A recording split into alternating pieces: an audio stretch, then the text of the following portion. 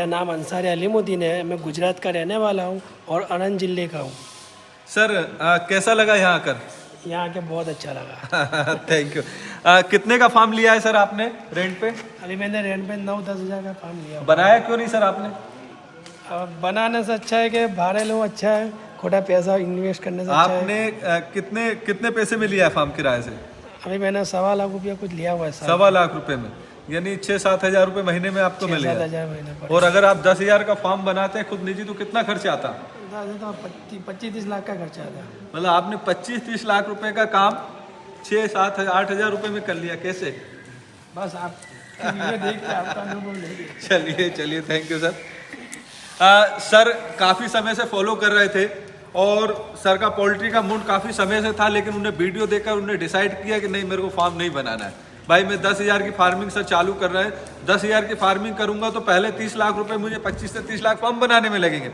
तो सर ने हमारे कहने पे 10,000 का फार्म रेंट पे ले लिया और किस्मत की बात 1.25 लाख रुपए 1,25,000 में है ना सर। इनको साल भर के लिए 10,000 का फार्म मिल गया, यानी आप कैलकुलेशन करो कितना पैसा। ठीक है, 30 लाख का काम इनने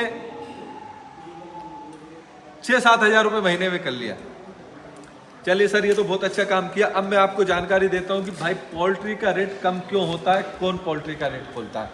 देखिए थोड़ा सा समझिएगा, मैं आपको ऑफिस में भी बता रहा था, जो पोल्ट्री का रेट किसान मैं या आप कम नहीं करते।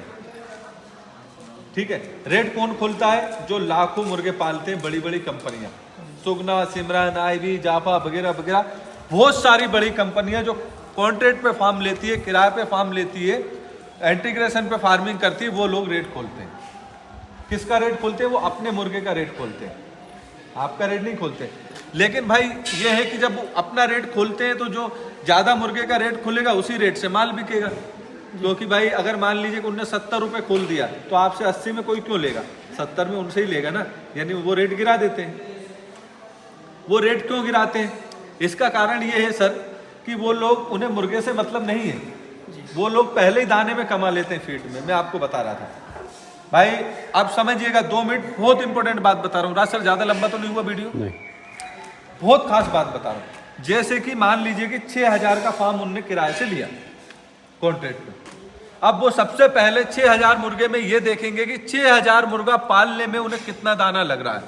यानी भाई 1.5 के FCR के अनुसार 6,000 मुर्गे में 180 कुंडल दाना लगता है 2 किलो करने में, और 2100-2200 करेंगे तो 200 कुंडल ही लग जाएगा, यानी 20 टन दाना लग रहा है आपको। और हमें फीड बनाने पे बचता है 500 से 600 रुपये कुंडल, यानी 5 से 6 रुपये किलो, 250 से 300 रुपये बैग।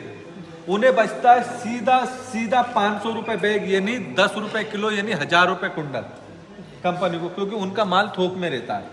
भाई 200-250 रुपये तो वो डीलरों को ही दे देते कमीशन बैग पे, तो उन्हें 500 रुपये बैग बचता है, यानी 1,000 रुपये कुंडल। आप अगर 1 टन में कैलकुलेट करोगे तो 10,000 रुपये बनेगा, यानी वो 200 कुंडल दाने पे, 20 टन दाने पे 2 लाख रुपए दाने में ही दाने में कमा लेते हैं सिर्फ। अभी माल नहीं बेचा है। अब जब मुर्गा तैयार होता है मार्केट में तो सबसे कम रेट खोलते हैं। अब सबसे कम रेट खोलने से क्या फायदा है? सबसे पहले उनका माल बिकेगा भाई, जो सबसे कम में बेचेगा उसी का सबसे पहले बिकेगा। तो सबसे कम रेट खोलते हैं तो सबसे पहले उनका माल बिकता है, सबसे पहले उनका माल बिकता है तो उनकी पूंजी खड़ी हो जाती है। ठीक है, और हम लोग समझ ही नहीं पाते, हम इसमें बैठे रहते हैं यार संडे को रेट आएगा, मंडे को आएगा, होली पे बेचेंगे, दिवाली पे डालें, दशहरे पे डालें, न्यू ईयर पे डालें, हम इस पे बैठे रहते हैं। और वो डेली माल कंटिन्यू माल डालते हैं और कंटिन्यू माल बेचते हैं। ठीक है, और सबसे कम रेट में माल बेचते हैं। क्यों? क्योंकि भाई देखिए, कम रेट में खोलने से एक तो सबसे पहले माल बिका, उनका पैसा खड़ा हो गया। दूसरी बात ये, किसान का भी कम रेट में बिकेगा, रेट गिरेगा। जब वो कम रेट खोलेंगे तो जब किसान का कम रेट में बिकेगा तो आपको घाटा होगा। जब आपको घाटा होगा तो आज नहीं, कल नहीं, साल भर, 6 महीने, 2 साल, 3 साल में आपका फार्म बंद हो जाएगा। जब आपका मान लीजिए 5,000 का फार्म बंद हुआ तो बिजनेस डिमांड तो वही रहेगी। बिजनेस किसका बढ़ेगा? कंपनी का बढ़ेगा। तो आपने कंपटीशन वाले को खत्म भी कर दिया, पैसा भी कमा लिया, सबसे पहले माल भी बेच दिया, पूंजी भी खड़ी कर ली। क्यों? क्योंकि वो मुर्गे के भरोसे है ही नहीं। मुर्गे के भरोसे तो आप बैठे हो, वो तो फीड में पहले ही कमा लेते।